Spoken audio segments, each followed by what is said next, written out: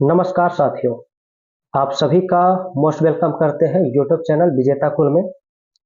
साथियों, आज का ये वीडियो आप सभी के लिए बहुत ही ज़्यादा खास होने वाला है, क्योंकि इसमें हम मोस्ट इम्पोर्टेंट क्वेश्चन को डिस्कस करेंगे।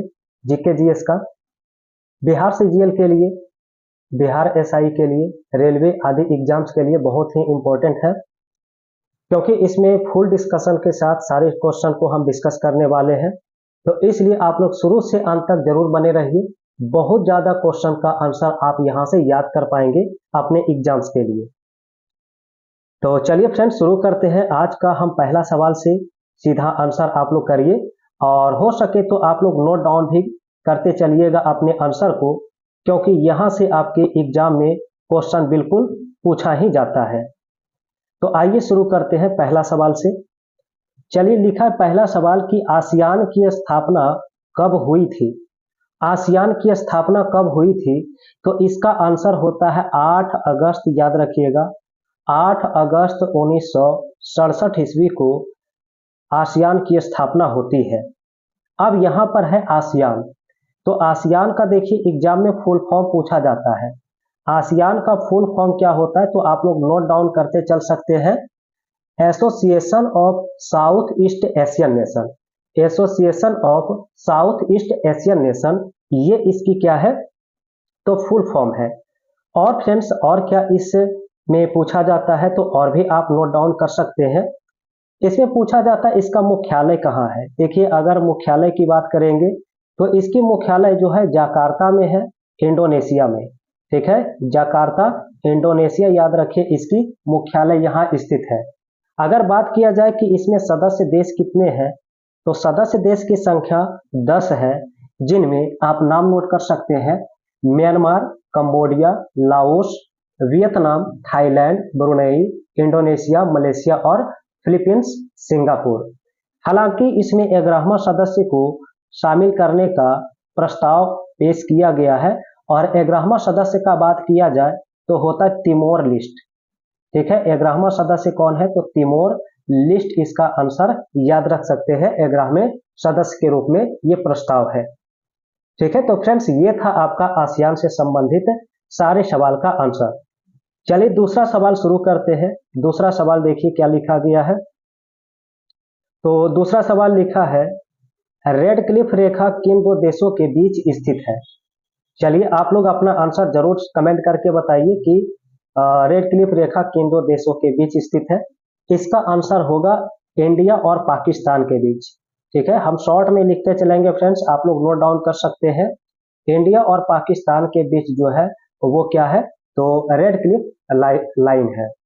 अब यहाँ पर बॉर्डर लाइन की बात है, तो देखिए कौन कौन सा एग्जाम में आपका बॉर्डर लाइन से सवाल बनता है, वो सारे क्वेश्चन को डिस्कस करेंगे। आप लोग अपना आंसर बताइए। तो फ्रेंड्स, यहाँ पर कुछ प्रमुख बॉर्डर लाइन है जो हमेशा एग्जाम में पूछा जाता है। इसे आप लोग याद करिए, नोट करिए। पहला है 24वीं समांतर रेखा किन दो देशों के बीच है? तो इंडिया और पाकिस्तान के बीच स्थित है। 49वीं समांतर रेखा जो है ये यूएसए और कनाडा के बीच स्थित होता है। 36वीं समांतर रेखा जो है ये उत्तरी कोरिया और दक्षिणी कोरिया के बीच स्थित होता है। जबकि डूरंड लाइन ये पाकिस्तान और अफगानिस्तान के बीच स्थित होता है। साथ ही साथ याद रखेंगे, मैकमोहन रेखा जो है ये इंडिया और चाइना के बीच की बॉर्डर लाइन है। मैगीनॉट रेखा जो होती है ये जर्मनी और फ्रांस के बीच का बॉर्डर लाइन है। जबकि मेन रहीम रेखा जो है ये रूस और फिनलैंड के बीच है। साथ ही साथ एक और आता है जिसे हिंडनबर्ग रेखा कहते हैं, और हिंडनबर्ग रेखा जो है जर्मनी और पोलैंड के बीच स्थित है। ठीक है, तो चलिए फ्रेंड्स, आपका नेक्स्ट क्वेश्चन होगा, बताइएगा आंसर। क्वेश्चन नंबर 3 दिया है कि एडमिरल कप का संबंध किस खेल से है। एडमिरल कप का संबंध जो होता है, याद रखिएगा, इसका संबंध नौका दौड़ से है। आंसर इसका होगा नौका दौड़। ठीक है, तो फ्रेंड्स, इसमें याद रखने वाली बात है, आप कुछ यहाँ पर और भी कप है जो एग्जाम में आता है, तो इसका आंसर बिल्कुल याद रखना चाहिए। तो फ्रेंड्स, यहाँ पर आप याद रखेंगे कि जो लावेर कप का संबंध है वो टेनिस से होता है। राइडर कप का अगर पूछा जाता है तो इसका संबंध गोल्फ से होता है। और ईरानी कप का संबंध क्रिकेट से होता है। ये सभी वीवीआई आपका पॉइंट्स है, इसे बिल्कुल याद रखिए। एग्जाम में 100% आता है। चलिए अब आपका नेक्स्ट क्वेश्चन 4 है। तो 4 में पूछा गया है कि पेरू की राजधानी कहाँ है। तो फटाफट आप लोग कमेंट करके बताइए पेरू की राजधानी कहाँ है। तो पेरू की राजधानी जो है वो लीमा है।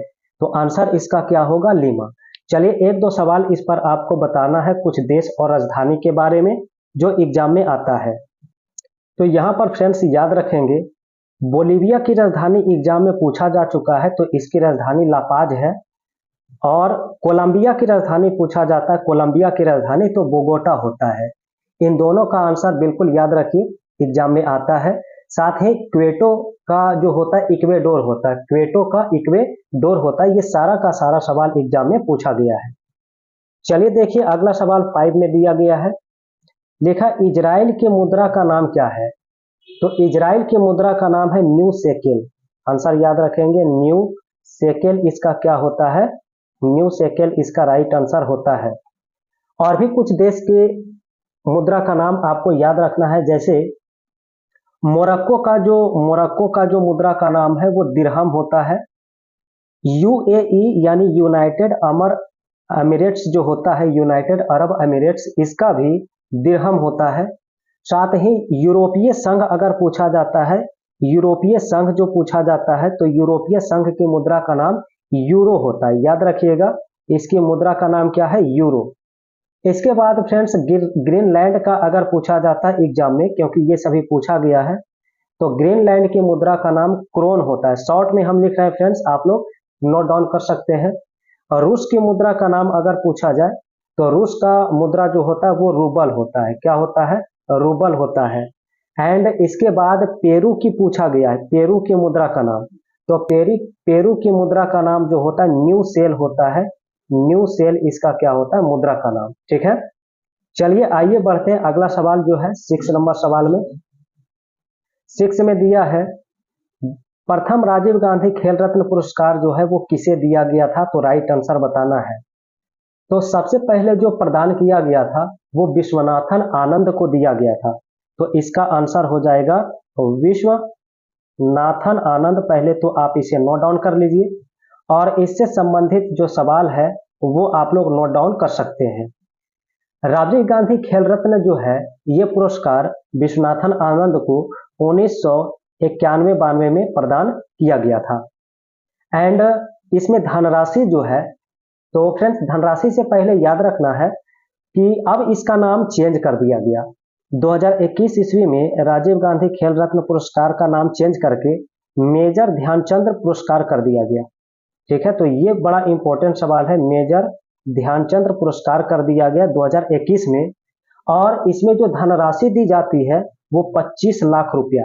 कितना दिया जाता है, तो याद रखिए इसमें जो राशि प्रदान की जाती है 25 लाख रुपया। और 2021 में चूंकि नाम चेंज किया गया, तो इसके जस्ट आगे याद रखिएगा 2022 में किस खिलाड़ी को ध्यानचंद पुरस्कार प्रदान किया गया था। तो टेनिस प्लेयर है जिसका नाम है शरथ कमल। तो शरथ कमल को ये प्राइज 2022 में प्रदान किया गया था। तो ये सभी कुछ इंपॉर्टेंट पॉइंट्स बिल्कुल एग्जाम में आता है, याद रखना है। अगला सवाल 7 है, कहा गया स्वतंत्र भारत के प्रथम गवर्नर जनरल कौन थे। चलिए आप लोग आंसर बताइए। अगर आपसे पूछा गया स्वतंत्र भारत के प्रथम गवर्नर जनरल, तो आंसर होगा लॉर्ड माउंटबेटन। क्या होगा, तो याद रखेंगे लॉर्ड माउंटबेटन इसका क्या है, राइट आंसर है। बट इससे संबंधित देखिए कितना सारा क्वेश्चन बनता है, आप लोग बिल्कुल केयरफुली सुनिए और लिखिए। अगर सवाल ये आ जाए कि स्वतंत्र प्रभार का, अगर सवाल ये आ जाए कि स्वतंत्र प्रभार का अगर पूछा जाए, स्वतंत्र प्रभार का भारत का प्रथम गवर्नर जनरल, तब आंसर होगा विलियम बेंटिक। तब आपका आंसर क्या होगा, विलियम बेंटिक होगा। इसके साथ आपसे पूछा जाता है इससे संबंधित सवाल, कंपनी के अंतर्गत अंतिम गवर्नर जनरल और प्रथम वायसराय। तो प्रथम अगर वायसराय पूछा जाए, तो प्रथम वायसराय लॉर्ड कैनिंग। अंतिम गवर्नर जनरल और प्रथम वायसराय कौन बना था, तो लॉर्ड कैनिंग। साथ ही सवाल आता है कि स्वतंत्र भारत का प्रथम तथा अंतिम भारतीय गवर्नर जनरल। तो स्वतंत्र भारत का प्रथम तथा अंतिम अगर भारतीय गवर्नर जनरल पूछा जाए, तो चक्रवर्ती राजगोपालाचारी होता है, चक्रवर्ती राजगोपालाचारी। इसके बाद और भी सवाल इससे बनता है, अगर पूछा जाता है कि बंगाल के प्रथम गवर्नर कौन था, बंगाल का प्रथम गवर्नर कौन था, तो आंसर होगा रॉबर्ट क्लाइव। तब आंसर क्या होगा, रॉबर्ट क्लाइव होगा। लेकिन अगर पूछा जाए कि बंगाल का प्रथम गवर्नर जनरल, अगर गवर्नर जनरल पूछा जाता है तो वॉरेन हेस्टिंग्स होता है। तब आंसर क्या होगा, वॉरेन हेस्टिंग्स होगा, जो आपको बिल्कुल याद रखना है। ठीक है, तो इतना सारा सवाल इससे आपका फैक्ट्स के रूप में यहां पर आता है। आइए नेक्स्ट क्वेश्चन का आंसर बताना है आप सभी को। क्वेश्चन 8 में लिखा है कि सिख धर्म के प्रथम गुरु कौन थे। सिख धर्म के प्रथम गुरु, तो फ्रेंड्स सिख धर्म के प्रथम गुरु या संस्थापक पूछा जाए तो आंसर होता है गुरु नानक। इसका आंसर क्या होगा, तो गुरु नानक होगा। अब आइए इससे संबंधित सवाल देखिए, बहुत सारा बनता है, याद रखना है इनसे संबंधित क्वेश्चन को। गुरु नानक का जो जन्म है, याद रखिएगा, इनका जन्म 1469 ईस्वी में तलवंडी, वर्तमान में ननकाना साहिब पाकिस्तान में हुआ था। और अगर इनकी मृत्यु की बात करेंगे तो 1539 में इसकी मृत्यु करतारपुर में हो जाती है, करतारपुर में इनकी मृत्यु हो जाती है। गुरु नानक के जो शिष्य थे वो सिख कहलाए, इनके जो शिष्य थे वो क्या कहलाए, तो सिख कहलाए। और ये समकालीन किस शासक के थे, तो बाबर और हुमायूं के। बाबर और हुमायूं के ये क्या थे, तो समकालीन थे गुरु नानक।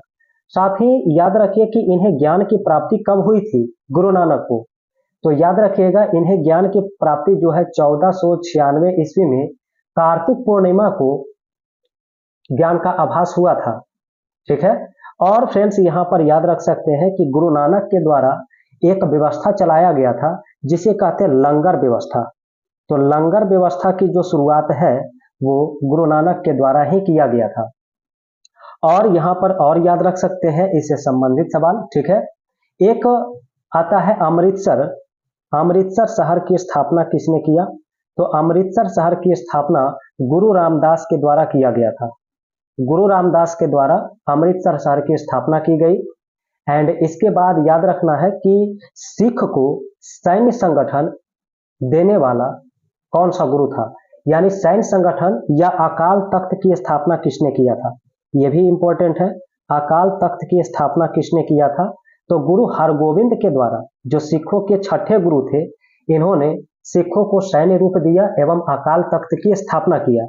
चलिए अब देखिए आपका आता है कि सिखों के अंतिम गुरु या 10वें गुरु कौन थे, तो गुरु गोविंद सिंह। गुरु गोविंद सिंह जो है ये सिखों के अंतिम गुरु माने जाते हैं या 10वें गुरु। और इन्होंने एक पद्धति चलाई थी जिसे कहा जाता है पाहुल प्रणाली। तो क्वेश्चन आता है पाहुल प्रणाली का शुरुआत किसने किया था, तो आंसर याद रखिएगा यहाँ पर गुरु गोविंद सिंह होता है। साथ ही इन्होंने फारसी में जफरनामा लिखा था। तो जफरनामा जो है ये किनकी पुस्तक है, तो गुरु गोविंद सिंह का ही है। तो फ्रेंड्स ये सभी मोस्ट इंपॉर्टेंट आपका फैक्ट्स है जिसे आपको याद रखना है।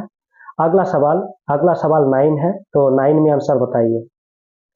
कहा है कि पुरातात्विक स्थल सुतकोटड़ा किस राज्य में स्थित है, तो पहले इसका आंसर नोट कर सकते हैं। इसका आंसर होगा गुजरात।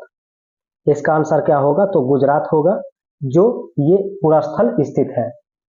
और यहां पर याद रखिएगा कि सुरकोटड़ा से जो है किसका साक्ष्य मिला है, तो यहां से घोड़े के अस्थि पंजर का साक्ष्य मिला है। घोड़े के अस्थि पंजर का साक्ष्य सुरकोटड़ा से ही मिला है। और इसके बाद याद रखेंगे कुछ और साक्ष्य जो एग्जाम में पूछा जाता है। अगर आपसे पूछा जाता है कि बंदरगाह का साक्ष्य कहां से मिला है, तो बंदरगाह का साक्ष्य मिला है लोथल से। लोथल जो है भोगवा नदी के किनारे स्थित है।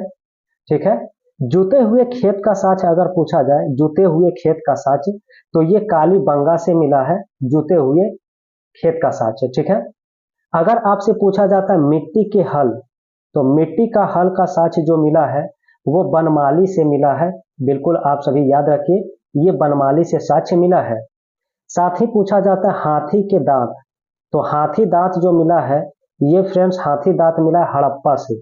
कहां से मिला है, तो हड़प्पा से मिला है। ठीक है, एंड इसके साथ याद रख सकते हैं मनके बनाने के कारखाने, तो मनके बनाने के कारखाने जो है ये चनहुदड़ो से मिला है। तो चनहुदड़ो इसका क्या होगा, राइट आंसर होगा। एंड एक अंतिम इसमें पॉइंट्स याद रखिए, किसने कहा हड़प्पा और मोहनजोदड़ो जुड़वा राजधानी बताया है, तो पिग्गट के द्वारा जो है हड़प्पा और मोहनजोदड़ो को यानी कि जुड़वा राजधानी बताया गया। चलिए अगला सवाल का आंसर करना है। तो नेक्स्ट क्वेश्चन आ चुका है, कंडाली महोत्सव किस राज्य में मनाया जाता है? कंडाली महोत्सव याद रखिएगा ये उत्तराखंड में मनाया जाता है। आंसर इसका उत्तराखंड होगा। अब कुछ प्रमुख महोत्सव है जो एग्जाम में आता है। आपसे पूछा जाता है चाप चार कूट, तो चाप चार कूट जो महोत्सव है ये कहाँ मनाया जाता है? तो फ्रेंड्स इसका आंसर होगा मिजोरम में। ठीक है, इसके बाद आता है स्ट्रॉबेरी। तो स्ट्रॉबेरी जो महोत्सव है ये यूपी के झांसी में मनाया जाता है, यूपी के झांसी में मनाया जाता है। बनचुवा महोत्सव आता है, बनचुवा महोत्सव अगर पूछा जाता है तो ये आसाम में मनाया जाता है, बनचुवा महोत्सव। ठीक है, इसके बाद आता है सिगमो। देखिए याद रखिएगा सिगमो महोत्सव अगर पूछा जाए तो ये मनाया जाता है गोवा में। ठीक है, और इसके बाद देव सूर्य पूछा जाता है कि देव सूर्य महोत्सव कहाँ मनाया जाता है? तो ये बिहार में मनाया जाता है, औरंगाबाद, बिहार के औरंगाबाद जिला इसका राइट आंसर होगा। थोसांग महोत्सव पूछा जाता है तो थोसांग महोत्सव जो है मणिपुर का है। नुआखाई महोत्सव ओडिशा का है, नुआखाई महोत्सव ओडिशा। चलिए आगे बढ़ते हैं, अब सवाल 11 होगा। लिखा पहली बार राष्ट्रगान कब गाया गया था? पहली बार राष्ट्रगान, तो याद रखिएगा 1911 ईस्वी क्या होगा राइट आंसर? 1911 ईस्वी, 27 दिसंबर, याद रखिए 27 दिसंबर 1911 ईस्वी। तो राष्ट्रगान की जो रचना है किसके द्वारा किया गया है? तो रचना रविंद्रनाथ टैगोर के द्वारा किया गया। इसकी रचना जो है रविंद्रनाथ टैगोर के द्वारा किया गया है। इसके बाद याद रखिए इसे संविधान सभा ने कब स्वीकार किया था? तो स्वीकार किया गया था 24 जनवरी 1950 को इसे राष्ट्रगान के रूप में स्वीकार किया गया। इसे गाने में टोटल 52 सेकेंड का समय लगता है। समय कितना लगता है? तो 52 सेकेंड। अगर संक्षिप्त रूप की बात किया जाए तो संक्षिप्त रूप में 20 सेकेंड होता है, 20 सेकेंड इसका क्या होता है? संक्षिप्त रूप होता है। अब यहाँ पर आप याद रखेंगे कि ये राष्ट्रगान किस अधिवेशन में और किसकी अध्यक्षता में गाया गया था? तो याद रखिएगा कलकत्ता अधिवेशन हुआ था, कलकत्ता अधिवेशन, जिसकी अध्यक्षता बिशन नारायण धर के द्वारा किया गया था, बिशन नारायण धर। ठीक है, एंड इसके बाद फ्रेंड्स एक सवाल आता है इससे कि राष्ट्रगान को बैंड धुन देने का श्रेय किसे जाता है? तो बैंड धुन जो है इसका श्रेय कैप्टन राम सिंह ठाकुर को दिया जाता है। याद रखिए कैप्टन राम सिंह ठाकुर को बैंड धुन बनाने का श्रेय दिया जाता है। इतना सारा क्वेश्चन बिल्कुल याद रखते हैं तो इससे एग्जाम में सवाल आपका नहीं छूटेगा। चलिए अब नेक्स्ट क्वेश्चन। तो अगला सवाल 12 है। लिखा माइकल ओ डायर की हत्या किसने किया था? वीवीआई सवाल है। माइकल ओ डायर की हत्या की बात किया जाए तो आंसर पहले नोट कर सकते हैं। आंसर इसका होगा उधम सिंह। आंसर क्या होगा? उधम सिंह होगा। ठीक है, ये पंजाब से संबंधित है, पंजाब से बिलोंग करते हैं। चलिए अब इससे संबंधित क्वेश्चन देखिए, याद रखना उधम सिंह के द्वारा इसकी हत्या 13 मार्च 1940 को 13 मार्च 1940 को कर दिया गया था। और ये जो किया गया था जालियांवाला बाग जो कांड हुआ था 13 अप्रैल 1919 ईस्वी को जालियांवाला बाग हत्याकांड जो हुआ था, और जालियांवाला बाग में सतपाल और किचलू की गिरफ्तारी के विरोध में जनसभा का आयोजन किया गया था। वहीं पर जनरल डायर ने अंधाधुंध गोलियां चलाने का आदेश दिया था, जिसमें बहुत सारे लोगों की इसमें क्या हो गई? मृत्यु हो गई। और इसमें देखिए एक भारतीय है जिसने जनरल डायर को सहयोग किया था। उस भारतीय का नाम याद रखिएगा हंसराज। हंसराज वो व्यक्ति था जिसने इसमें क्या किया था? अंग्रेजों को सहयोग किया था। ठीक है, और जब जालियांवाला बाग हत्याकांड हुआ तो इससे शंकर नायरन ने कार्यकारिणी से इस्तीफा दे दिया था, शंकर नायरन ने इस्तीफा दे दिया था। और एक सवाल और आता है कि ये जो जालियांवाला बाग है ये किस व्यक्ति का संपत्ति हुआ करता था? तो जालियांवाला बाग पहले जाला नामक व्यक्ति का ये संपत्ति हुआ करता था। ठीक है, चलिए ओके। अब देखते हैं फ्रेंड्स आगे सवाल, और अगला सवाल क्या दिया है? तो 13 में देखिए लिखा गया चौरा चौरी घटना कब हुई थी? तो इसका आंसर होता है चौरा चौरी घटना जो घटित हुई थी 5 फरवरी 1922 ईस्वी को घटित हुई थी। चलिए अब इसका डिटेल देखते हैं। चौरा चौरी घटना, तो ये संबंधित है असहयोग आंदोलन से। किससे? असहयोग आंदोलन से। तो इसमें फ्रेंड्स आंदोलनकारियों के द्वारा हुआ क्या, तो 5 फरवरी 1922 को गोरखपुर जिले के, कौन सा जिला है, तो गोरखपुर जिले के चौरा चौरी नामक स्थान पर एक थाना था, जिसमें क्या किया गया आंदोलनकारी के द्वारा, तो आग लगा दिया गया, जिसमें एक थानेदार और 21 सिपाही, याद रखिए एक थानेदार और 21 सिपाही यानी टोटल 22 पुलिसकर्मी की इसमें मृत्यु हो गई, जिससे गांधी जी दुखित होकर 12 फरवरी 1922 को इसे समाप्त कर दिया। 12 फरवरी 1922 को इस आंदोलन को क्या कर दिया, स्थगित कर दिया। और गांधी जी ने कहा कि ये हिमालय जैसी भूल बताया, गांधी जी ने इसे क्या बताया, हिमालय जैसी भूल बताया था। ठीक है, चलिए बढ़ते हैं आगे। अगला सवाल देखिए, 14 नंबर सवाल है, तो 14 नंबर क्वेश्चन में आंसर करना है। 14 में कहा है कि 1857 की क्रांति में लखनऊ से किसने नेतृत्व किया था। आंसर इसका होता है बेगम हजरत महल। याद रखिए बेगम हजरत महल इसका क्या है, तो राइट आंसर होता है। अब आइए 1857 की क्रांति में कौन कौन कहां से नेतृत्व किया था, तो आप लोग जल्दी जल्दी नोट करिए। अगर आपसे पूछा जाए दिल्ली से, तो दिल्ली से जफर खान और बख्त खान के द्वारा किया गया था। ठीक है, बहादुर शाह जफर और बख्त खान सैन्य नेतृत्व किया था। कानपुर से अगर पूछा जाए तो कानपुर से नाना साहब और तात्या टोपे। इसके बाद अगर आपसे जगदीशपुर से पूछा जाए तो जगदीशपुर से बाबू वीर कुंवर सिंह के द्वारा किया गया था। अगर पूछा जाता है झांसी से, तो झांसी से तो जानते हैं रानी लक्ष्मी बाई। इलाहाबाद से अगर फ्रेंड्स पूछा जाए इलाहाबाद से, तो इलाहाबाद से लियाकत अली के द्वारा यहाँ पर नेतृत्व किया गया था। और इसके बाद बरेली से पूछा जाता है, तो बरेली से खान बहादुर खान के द्वारा किया गया था। ठीक है, फतेहपुर से जो है इसका नेतृत्व अजीमुल्ला के द्वारा किया गया था, फतेहपुर से।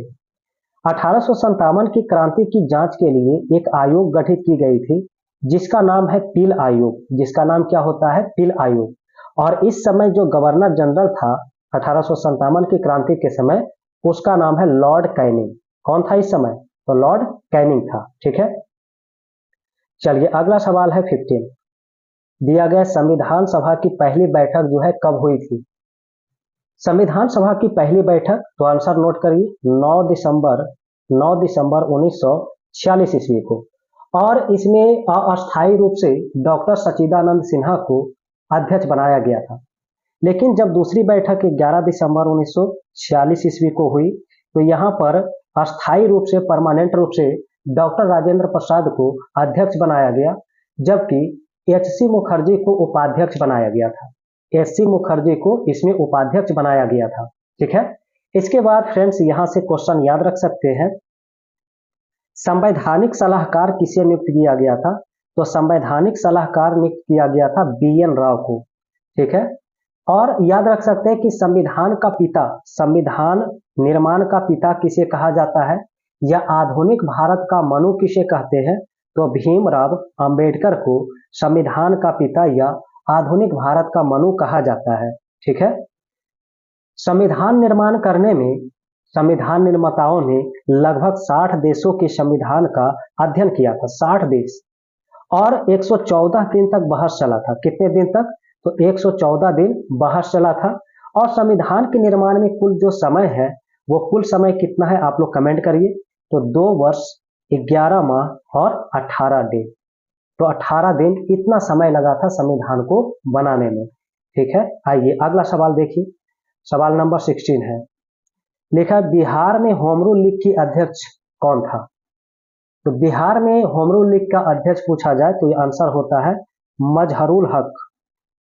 आंसर इसका नोट कर सकते हैं, मजहरुल हक होता है। इन्हें फकीर के नाम से भी जाना जाता है। इन्हें क्या कहते हैं, तो फकीर कहते हैं।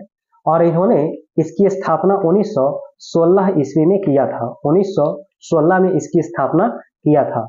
हालांकि अगर पूछा जाए कि भारत में होम रूल लीग की स्थापना कौन किया था, तो तिलक एवं बेसेंट ने, तिलक एवं बेसेंट। ठीक है, चलिए अब एक पत्रिका इनका याद रखिए, मजरूल हक के द्वारा एक पत्रिका निकाला गया था, जिसका नाम है द मदरलैंड समाचार पत्र। द मदरलैंड समाचार पत्र जो निकाला गया था मजहरुल हक के द्वारा ही निकाला गया। चलिए अगला सवाल देखिएगा 17। कहा गया प्रथम पंचवर्षीय योजना किस मॉडल पर आधारित था? तो पहली पंचवर्षीय योजना हेराल्ड डोमर मॉडल। आंसर इसका क्या होगा? Herald Domar model. प्रथम पंचवर्षीय योजना का कार्यकाल 1951 से 56 तक इसका क्या होता है? तो कार्यकाल होता है। इसमें मुख्य रूप से कृषि पर जोर दिया गया था, कृषि के ऊपर। जबकि द्वितीय पंचवर्षीय योजना जो है ये किस मॉडल पर है? दूसरी पंचवर्षीय योजना तो पीसी महालनोबिस मॉडल पर, और इसमें भारी उद्योग पर काफी जोर दिया गया था। तो इसमें उद्योगों पर जोर दिया गया था द्वितीय में। जबकि नियोजित अर्थव्यवस्था की शुरुआत अगर पूछा जाए किस देश में हुआ था, तो नियोजित अर्थव्यवस्था की शुरुआत रूस में किया गया था। ठीक है, 1928 ईस्वी में रूस में नियोजित अर्थव्यवस्था की शुरुआत की गई थी। सवाल नेक्स्ट है 18। लिखा है नवजात शिशु में हड्डी की कुल संख्या कितनी पाई जाती है? आंसर नोट करेंगे तो इसका आंसर होगा 300 नवजात शिशु में हड्डी की कुल संख्या होती है। अगर आपसे पूछा जाए वयस्क में, तो एक वयस्क मानव में 206 हड्डी पाई जाती है। सबसे बड़ा हड्डी अगर पूछा जाता है तो याद रखिएगा फीमर की हड्डी जो होती है जांघ में पाई जाती है, और ये सबसे बड़ी होती है। जबकि सबसे छोटी हड्डी पूछा जाए तो कान में पाई जाने वाली अस्टेपीज हड्डी जो है ये सबसे छोटी हड्डी होती है। अब यहाँ पर और नोट करेंगे, क्वेश्चन आता है कि हड्डी को कौन जोड़ता है। देखिए क्वेश्चन आता है हड्डी को कौन जोड़ता है, तो आंसर होता है लिगामेंट। लिगामेंट जो होता है वो हड्डी को जोड़ने का काम करता है। ठीक है, और हड्डी में कौन सा प्रोटीन पाया जाता है, तो हड्डियों में प्रोटीन जो है वो याद रखेंगे ओसिन होता है। इसमें ओसिन प्रोटीन पाया जाता है। ठीक है, और फ्रेंड्स याद रखेंगे अगर पूछा जाता है कि अस्थि का निर्माण जो होता है किस ऊतक से होता है, तो हड्डी का निर्माण संयोजी ऊतक से होता है। किससे? कनेक्टिव टिश्यू से होता है, संयोजी ऊतक से होता है। साथ ही याद रखेंगे कि हड्डी में जो है कितना जल पाया जाता है, वाटर कितना परसेंट, तो लगभग 20 से 22% जो है 20 से 22% हड्डियों में जल की मात्रा पाई जाती है। और हड्डी का जो अध्ययन है, हड्डी का अध्ययन या अस्थि का अध्ययन ऑस्टियोलॉजी कहलाता है। ये याद रख सकते हैं, ऑस्टियोलॉजी इसका अध्ययन कहलाता है। और इसके बाद याद रखेंगे कि मांसपेशी को हड्डी से जोड़ने का काम कौन करता है। मांसपेशी को हड्डी से कौन जोड़ता है, तो आंसर होता है इसका कंडरा। कंडरा जो है यह मांसपेशी को हड्डी से जोड़ने का काम करता है। आइए अगला सवाल है 19। लिखा है किसी परिपथ में विद्युत धारा के प्रवाह की दिशा को दर्शाने के लिए किस यंत्र का यूज करते हैं। तो यहां पर इस सवाल का राइट आंसर होता है गैल्वेनोमीटर। आंसर क्या है इसका? गैल्वेनोमीटर। ठीक है, अब यहां से कुछ संबंधित सवाल याद रखेंगे। ठीक है, याद रखना है गैल्वेनोमीटर जो आधारित है वो चुंबकीय प्रभाव पर आधारित है। ये किस पर आधारित है? तो चुंबकीय प्रभाव पर आधारित है। साथ ही याद रखेंगे कि जो गैल्वेनोमीटर होता है ये श्रेणी क्रम में लगता है। किस क्रम में लगता है? तो श्रेणी क्रम में इसे लगाया जाता है। और इससे जो धारा होती है गैल्वेनोमीटर से वो कितना होती है? तो 10 के पावर -6 एम्पियर से कम की धारा जो है इससे मापी जाती है गैल्वेनोमीटर से। ठीक है, अब आइए अगला है इसमें पॉइंट्स, एमीटर कैसे बनता है। देखिए अमीटर जो होता है, एमीटर या अमीटर जो विद्युत धारा का यानी कि मापक होता है, तो गैल्वेनोमीटर में क्या किया जाता है, गैल्वेनोमीटर में समांतर क्रम में शंट को जोड़ के क्या बनाया जाता है, तो शंट को जोड़ के एमीटर बनाया जाता है। जबकि अगर वोल्ट मीटर बनाना हो, अगर क्या बनाना हो, वोल्ट मीटर, तो वोल्ट मीटर बनाया जाता है गैल्वेनोमीटर को श्रेणी क्रम में उच्च प्रतिरोध का तार जोड़कर वोल्ट मीटर का निर्माण किया जाता है। तो फ्रेंड्स जितना पॉइंट्स आपका है इसे आप नोट करेंगे तो बहुत ज्यादा इंपॉर्टेंट आपके एग्जाम के लिए होगा। आइए अगला सवाल है सवाल नंबर 20। लिखा है फ़ारेनहाइट स्केल पर परम शून्य ताप कितना होता है। तो फ़ारेनहाइट पर पूछा गया है तो याद रखिएगा -459.67 डिग्री फ़ारेनहाइट। लेकिन आपका फ़ारेनहाइट के अलावा अगर सेल्सियस में पूछा जाता है परम शून्यताप तो होता है -273.15 डिग्री सेल्सियस। एंड अगर आपसे केल्विन में पूछा जाता है तो केल्विन में होता है 0 केल्विन। ठीक है। और फ्रेंड्स यहाँ से इंपॉर्टेंट फैक्ट्स याद रखेंगे कि सेल्सियस और फ़ारेनहाइट दोनों पर किस तापमान पर दोनों बराबर होते हैं, तो याद रखेंगे -40 डिग्री। -40 डिग्री वो टेम्परेचर है जिसमें सेल्सियस और फ़ारेनहाइट दोनों ही आपस में बराबर होते हैं। ठीक है। चलिए फ्रेंड्स आगे बढ़ते हैं। अगला सवाल नंबर नेक्स्ट है 21। तो लिखा भारत का प्राचीन धर्म ग्रंथ क्या है। भारत का सर्व प्राचीन धर्म ग्रंथ का नाम है वेद। और वेद की संख्या टोटल कितना है, 4 है। ऋग्वेद, यजुर्वेद, सामवेद और अथर्ववेद, ये चारों वेद हैं। और इन चारों को सम्मिलित रूप से संहिता कहा जाता है। इन चारों को सम्मिलित रूप से क्या कहा जाता है, तो संहिता कहा जाता है। साथ ही और पॉइंट्स यहाँ पर याद रखेंगे। तो वेद का संकलन करता जो है वेद व्यास को माना जाता है। ठीक है, वेद व्यास। और वेदों को अपौरुषेय कहा गया है। इसे क्या कहा गया है, तो अपौरुषेय कहा गया, ये भी याद रखिए। ठीक है। चलिए फ्रेंड्स, वेद की संख्या है तो आपसे एग्जाम में वेदांग की संख्या भी पूछा जाता है। तो वेदांग की संख्या 6 होती है। और अगर आपसे पूछा जाता है पुराण की संख्या, तो पुराण की संख्या 18 होता है। जबकि उपनिषद की संख्या 108 होती है। तो उपनिषद कितना होता है, 108 होता है। इन सभी का आंसर बिल्कुल याद रखिए। सवाल नेक्स्ट है 22। लिखा है हड़प्पा किस नदी के किनारे स्थित है। तो इसका आंसर नोट डाउन करिए, रावी नदी। रावी नदी के किनारे हड़प्पा स्थित होती है। अब यहां से आपका और भी मोस्ट इंपोर्टेंट सवाल इससे बनता है एग्जाम में।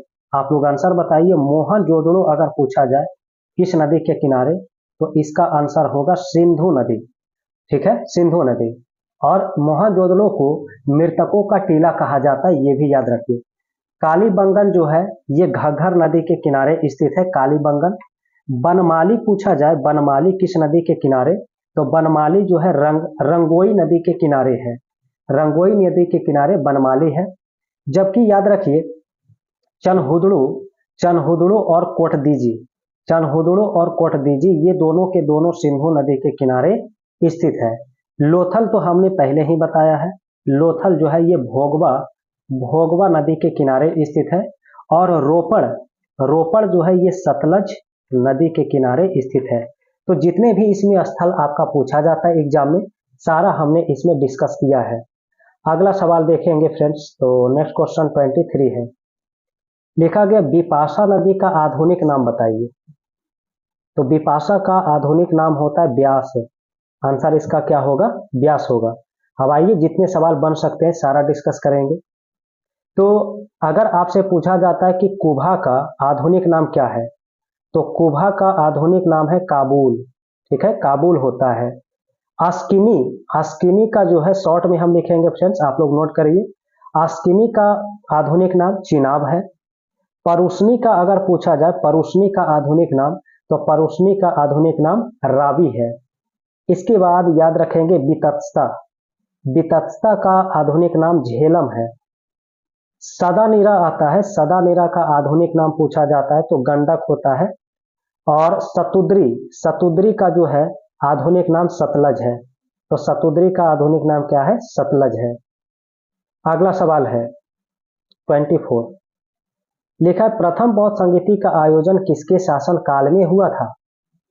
तो सवाल बहुत ही इंपॉर्टेंट है। 4 बौद्ध संगीतियां की गई थी और सबसे प्रथम जो किया गया था तो ये अजात शत्रु के शासन काल में। अगर शासक पूछा जाए तो आंसर इसका होगा अजात शत्रु के शासन काल में।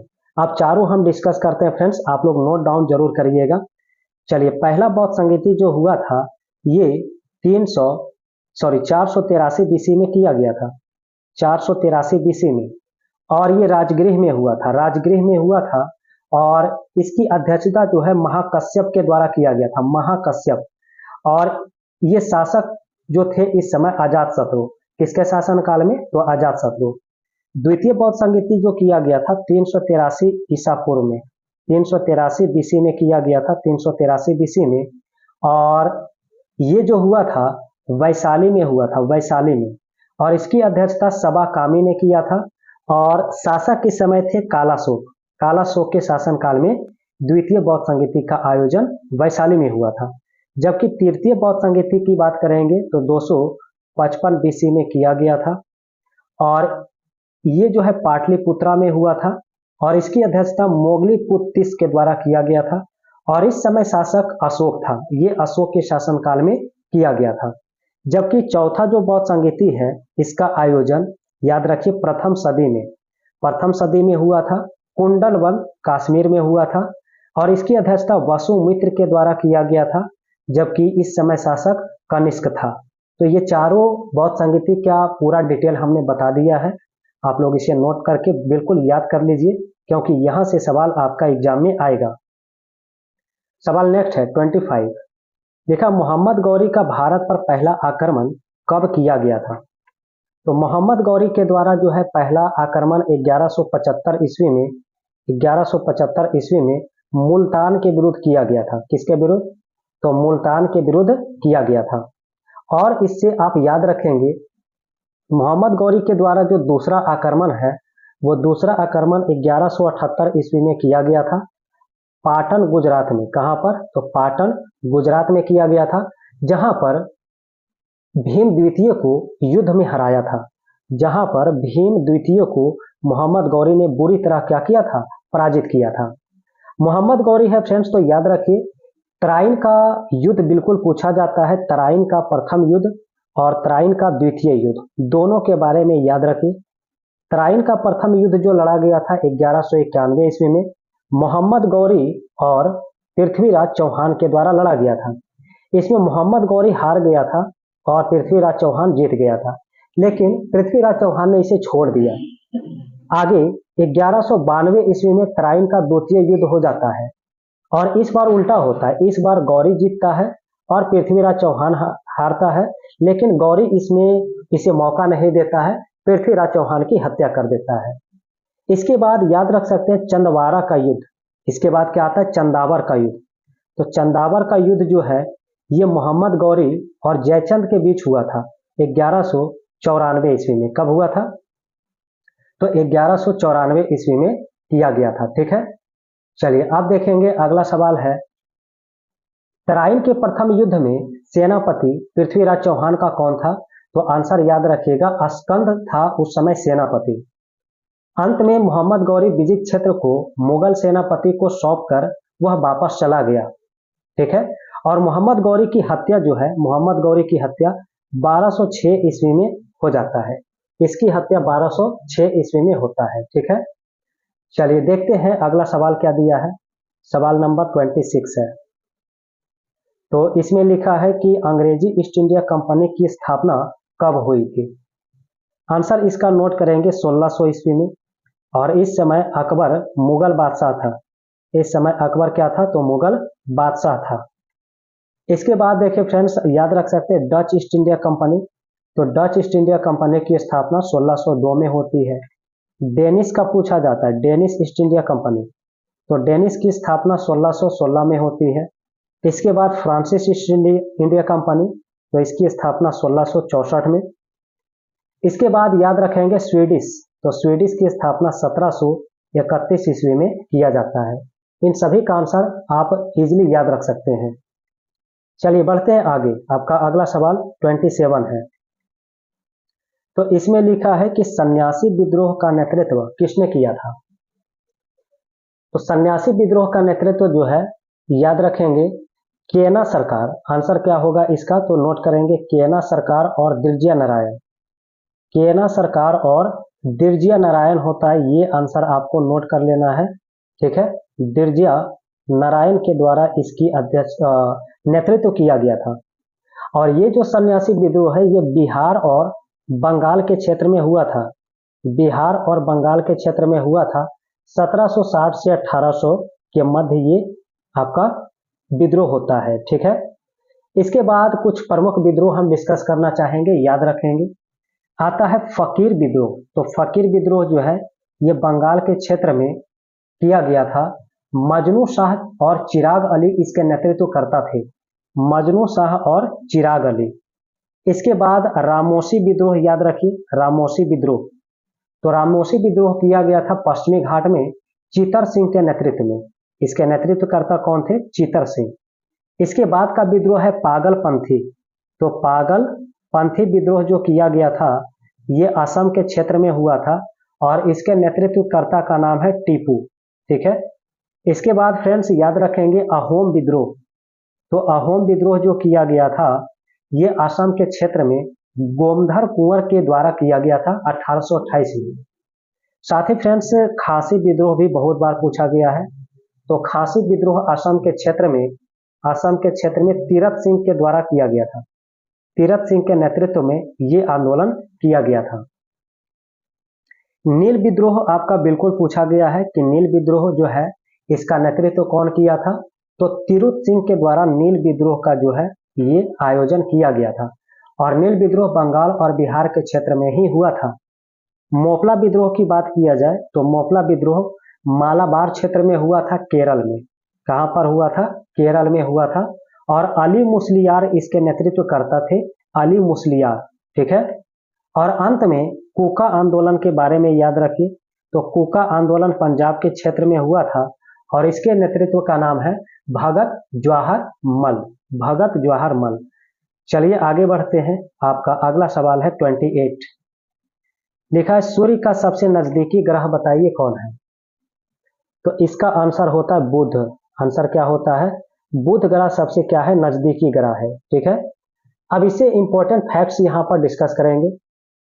बुध ग्रह जो होता है ये सूर्य के निकलने के 2 घंटे पहले दिखाई देता है। 2 घंटे पहले दिखाई देता है।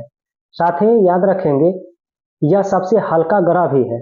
बुध जो होता है सबसे छोटा के साथ सबसे हल्का ग्रह है और इसके बाद कोई भी उपग्रह नहीं है। बुध ग्रह का कोई भी उपग्रह नहीं होता है।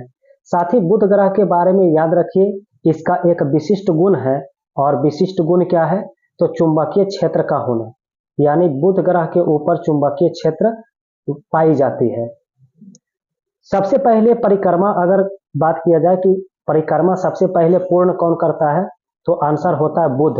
बुध परिक्रमा सबसे पहले करता है, इसलिए इसकी सर्वाधिक कक्षीय गति वाला ग्रह कहा जाता है। इसलिए इसे सर्वाधिक कक्षीय गति वाला ग्रह भी कहा जाता है। ये भी याद रखिए सर्वाधिक कक्षीय गति वाला ग्रह कौन है तो आंसर होता है बुध। इसके बाद याद रखेंगे कि बुध ग्रह पर दिन अत्यधिक गर्म होती है जबकि रातें अत्यधिक ठंड होती है। दिन का इस समय तापमान जो है दिन में जहां पर 427 डिग्री सेल्सियस पाया जाता है, दिन में कितना? 427 डिग्री सेल्सियस। वहीं पर रात में यहाँ पर तापमान -173 डिग्री सेल्सियस तक चला जाता है। इसलिए बुध ग्रह का तापांतर भी सबसे अधिक होता है, इसलिए यहाँ पर तापांतर भी सर्वाधिक पाया जाता है। ठीक है। तो फ्रेंड्स इतना आप याद रखिए बुध ग्रह के बारे में, आपका एक भी क्वेश्चन नहीं छूटेगा। सवाल नंबर 29। चलिए लिखा है कि मेरियाना गर्त की गहराई बताइए कितनी है? तो सबसे पहले मेरियाना गर्त है तो ये प्रशांत महासागर में पाई जाने वाली सबसे गहराई वाला भाग होता है और इसकी गहराई 11,022 मीटर है। आंसर क्या होगा? 11,022 मीटर। तो चलिए कुछ यहाँ पर गर्त के बारे में चर्चा करेंगे। आपका आता है टोंगा गर्त। क्या आता है? टोंगा गर्त। तो इसकी गहराई जो है 9,000 मीटर है और ये प्रशांत महासागर में ही स्थित होता है। दूसरा याद रखना है सोंडा गर्त। तो सोंडा गर्त की जो गहराई है, सोंडा गर्त की गहराई 8152 मीटर और ये पाया जाता है आपका हिंद महासागर में। इसके बाद फ्रेंड्स से आप याद रखेंगे मिंडनाओ। क्या है? मिंडनाओ जो गर्त है ये इसकी गहराई जो है 10,500 मीटर होती है और ये पाया जाता है प्रशांत महासागर में, मिंडनाओ गर्त। ठीक है। अभी तक लगभग 57 गर्त का खोज किया गया है। अभी तक लगभग 57 गर्त का खोज किया गया है जिसमें प्रशांत महासागर में गर्त की संख्या 32 पाई जाती है, अटलांटिक महासागर में 19 और हिंद महासागर में 6। इस प्रकार से अभी इसका क्रम है। ठीक है। चलिए अब आगे बढ़ते हैं। फिर अगला सवाल 30 है। तो इसका आंसर आपको कमेंट बॉक्स में बताना है। आज का ये अंतिम सवाल है, इसका आंसर आप लोग कमेंट बॉक्स में बताइए। सतलज नदी का मुहाना कहाँ है? आप लोग आंसर फटाफट टाइप करिए। तो फ्रेंड्स, आज का सवाल कल हम सबसे पहले इसी सवाल से डिस्कस करेंगे। कल जो हमारा वीडियो होगा तो पहला सवाल इसी से हम शुरू करेंगे, ताकि आप सभी का आंसर जो आता है तो आप सही या गलत नेक्स्ट वीडियो में फाइनल कर सकते हैं। चलिए यहाँ पर आते हैं, कुछ नदियों के उद्गम स्थल के बारे में जानते हैं और मुहाना। तो उद्गम स्थल और मुहाना, चलिए तो सबसे पहले सतलज नदी का उद्गम स्थल याद रख लीजिए, मानसरोवर झील से। मानसरोवर झील से इसका उद्गम होता है और ये कहाँ गिरता है ये आपको कमेंट बॉक्स में बताना है। दूसरा याद रखेंगे सिंधु नदी, तो सिंधु नदी का जो उद्गम स्थल होता है इसका भी मानसरोवर झील है, जबकि मुहाना ये बनाती है अरब सागर में। मुहाना कहाँ बनाती है? सिंधु नदी अरब सागर में। रावी नदी के बारे में अगर आता है तो उद्गम स्थल होता है रोहतांग दर्रा। रोहतांग दर्रा से इसका उद्गम होता है, जबकि रावी नदी का जो है मुहाना ये चिनाब नदी में बनती है। कहाँ पर? चिनाब नदी।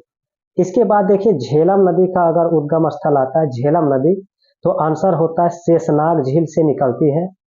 शेषनाग झील से निकलती है और इसका मुहाना जो बनता है चिनाब नदी। इसका मुहाना भी कहाँ बनता है? चिनाब नदी में। और यमुना नदी का तो बिल्कुल आप लोग आंसर बता ही सकते हैं, यमुनेत्री ग्लेशियर से, ठीक है। तो कहां से?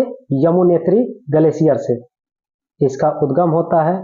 और जबकि मुहाना जो है इसका प्रयागराज गंगा में बनती है, प्रयागराज गंगा, ठीक है। प्रयागराज याद रखिए, इसी से आपका आंसर याद रहेगा, ठीक है। तो फ्रेंड्स, ये था टॉप मोस्ट सवाल जो हमने बेहतरीन डिस्कशन के साथ यहाँ पर डिस्कस किया, क्योंकि आप सभी का कमेंट बिल्कुल आ रहा था कि कुछ फैक्ट्स के साथ बिल्कुल जीके पढ़ाइए। तो फ्रेंड्स, आज का वीडियो के बारे में आप लोग जरूर बताइएगा कमेंट करके, आप सभी को कैसा लगा है। अगर पसंद आया है तो फ्रेंड्स वीडियो को लाइक जरूर करिए, और पहली बार जुड़े हैं तो चैनल को भी सब्सक्राइब करिए। और आप सभी को निरंतर बहुत सारे एग्जाम का यहाँ पर प्रैक्टिस सेट प्रोवाइड किया जा रहा है, तो इसलिए आप लोग बिल्कुल इस चैनल से लगातार बने रहें। बहुत ही ज़्यादा आपको बेनिफिट यहाँ पर मिलने वाला है।